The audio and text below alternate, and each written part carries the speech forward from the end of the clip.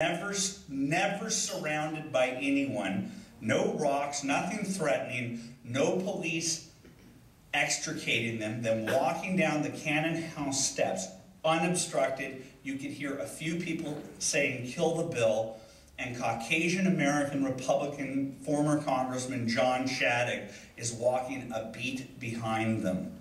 And they walked down to Independence Avenue and they were gone. It did not happen. With the mainstream media, I went to ABC, CBS, and NBC, and I said, you guys need to show these videos because this narrative is resurrected every single time they bring up the Tea Party because they need it. And they said that's an old story. So none of them would show it. Yet, they allowed for Ben Jealous of the NAACP to go on TV for 7 days, 7 excruciating days, to say that the Tea Party is racist, and he kept bringing up the N-word thing. I thought it was an old story. I thought it was an old story. Now you're resurrecting a false narrative that the spineless Republican Party was willing to accept the false premise. That is what the Tea Party represents, that what the new media represents. It's standing up to the bullies on the playground. And those bullies on the playground include the jackasses that are teaching your kids in the humanities department, the jackasses in the local newsrooms who believe in social justice and economic equality, both euphemisms for lowercase c communism and socialism, and the jackasses out in Hollywood. That's what my battle is. It's to grab back the American narrative for the American people. It's going to be a bloody battle because these people feel entitled to control your children's minds from the second that they go to kindergarten, and when they go through college, and when they turn on their TV. And I know for a fact that the Tea Party, if this country is saved, is going to be the reason why this country is saved. So if any of you in this lovely room, in this lovely club, feel that you're above the Tea Party, you're part of the problem. The Tea Party is the American people standing up to the radical left and saying we're not going to take it anymore.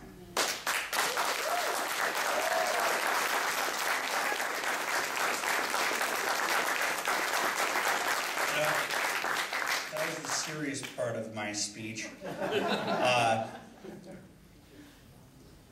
I'm a mirthful guy. I'm a jocular guy. I was the kid in the back of the class that was making jokes all the time. But at a certain point, it's not funny anymore. At a certain point, you got to stand up to these guys. That's what I do. I'm not the be-all, end-all. I'm not David Horowitz in terms of intellect. David Horowitz, by the way, thank you for allowing me the opportunity to be here. David Horowitz, to a great extent, along with Dennis Prager, provided the 1-2 intellectual heft punch that took me from a doubter of the radical left to a believer in something, and that is this country, and it's worth fighting for.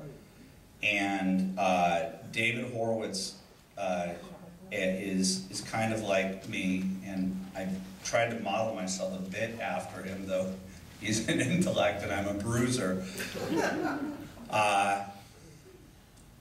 It's okay to be a bull in a china shop, you know, because the complacency of the Washington establishment has been part of the problem. They've been bought and paid for.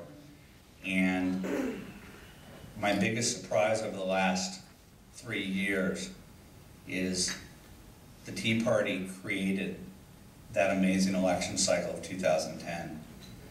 The Tea Party put Governor Christie into office after the successes of Hannah and James with Acorns. Right afterwards, Bob McDonnell. it invigorated the Tea Party days after the first exposure of the acorn thing. It neutralized the left's ground game, something that the Republican establishment couldn't do, didn't even have a game plan to do. And I find it amazing, especially with the Anthony Weiner not just going down, but Bob Turner taking over that liberal seat, that the Republican establishment seems to be wanting to reject the Tea Party and trying to figure out how to wash that thing out of its hair. And if you saw Peter Schweitzer's book, Throw Them All Out, he writes, an editor of my site, these guys are getting rich, and these guys are looking the other way, while the Democrats and the liberals and the leftists control everything. They put on a good dog and pony show of their disdain for the political class and the corruption. But a lot of these guys are bad guys. And I'm a pretty naive kind of guy. It took me a long time to read this. So I'm telling you, if you want to take back this country, you've got to join the Tea Party. You got to join the We the People movement, and that manifests itself with vigilance online, and it manifests itself in deigning to do what the mainstream media refuse to do and report what's going on out there. And if you've got a video camera, or if you've got a blog, or if you have access to people that do, that's where the action is. What has happened over the last 3 years would not be possible if it wasn't for the combination of center-right new media and the Tea Party. Otherwise, you would have business as usual, and Barack Obama would 100% have a Senate filled with Democrats, a Congress filled with liberal Democrats, and he would be coasting to electoral victory. So I'm happy to be a Jewish neocon, Brentwood emissary of a very decent group of people who need your support, and I'm just here to anoint you and baptize you or whatever it takes. Thank you very much.